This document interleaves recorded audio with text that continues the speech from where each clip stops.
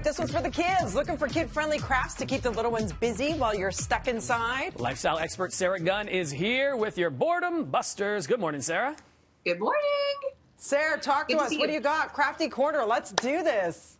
All right. So I kind of had two angles with this. You know, in one way, we're trying to keep in touch with all of our loved ones. We can't see them in person, so we're doing a lot of chatting via video conferences and using our tablets. So I thought it'd be a really fun idea to create a fun frame for the kids, especially when they're reaching out to their friends and chatting. Oh, for the tablets. We need a fun frame for our tablets.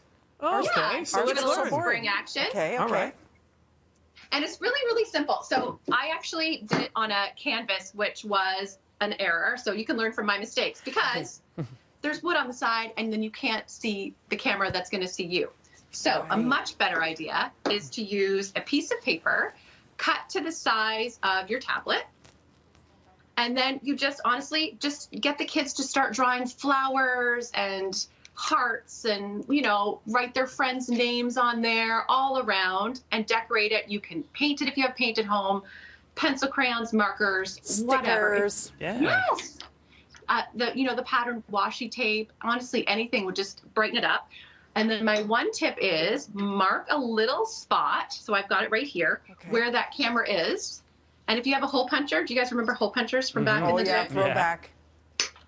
I found ours in the basement. And then you just plug a little hole so that when you put it up to your iPad, people can see you too. Fashion meets function. Yeah, it's just Perfect. It's kind of a fun idea. And then if you're having a hard time having it stand up, I mean, that was the one nice thing about the canvas is that it's nice and sturdy and it stands on its own, then just make sure you tape it to the back of the iPad and not onto the screen. Another great lesson learned by Sarah Gunn. What else can we do with the kids? What else do you have for us today? What else do you have for us today? Okay, so I don't know if you can see it behind me here. I'm going to tilt up a bit. I've got a floral garland up on my mirror. And I don't know, have you guys been noticing people are decorating their houses in more fun ways, and especially, you know, out on the street front where people can see it. So in your window, you could put a garland. On your front door, you could have them hanging. But they're just really simple tissue paper flowers. So I tried to pick something that we all have at home, you know, from your old gift bags. I tend to save the tissue paper and reuse it. Same. Right? Yeah. So I came up with this. So I also usually let my kids pick out the tissue paper when we go and buy it. So all I had is blue.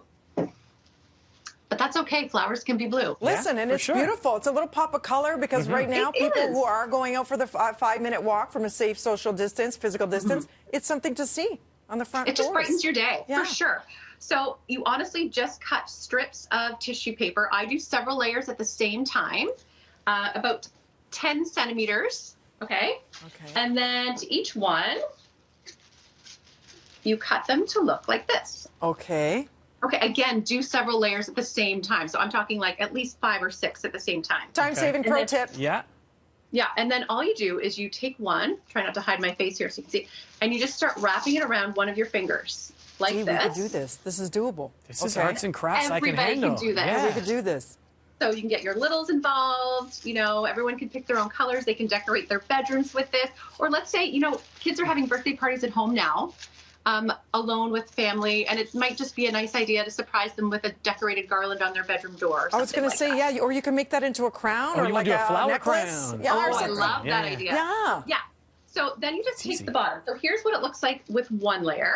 Pretty. And then here's what it looks like with 2 layers. It's like a peonies, one of my favorite flowers. Oh, me too. Yeah. And so I did 3 layers, and then I did a much smaller version in the other color we had, dark blue. Wait, Sarah, how does it stay together? Is it tape or glue? So, like, how did you? That? Yeah, I just taped twist around the bottom. And tape, and then you fan it out. And then you just poof it out. That's it. Yeah. And just squish it, and you can crumple. So even if you have paper that's already pretty crumpled from being used in a gift bag, it'll still work for this because it just adds texture. It's beautiful. It's perfect. Perfect. And totally DIY doable, yes. Yeah. And then take tape, and you just tape it in the middle of this one just to add a layer of color. Find what you have around the house. Tie it to yarn, to string, to, honestly, again, I save everything. I'm a little bit of a hoarder.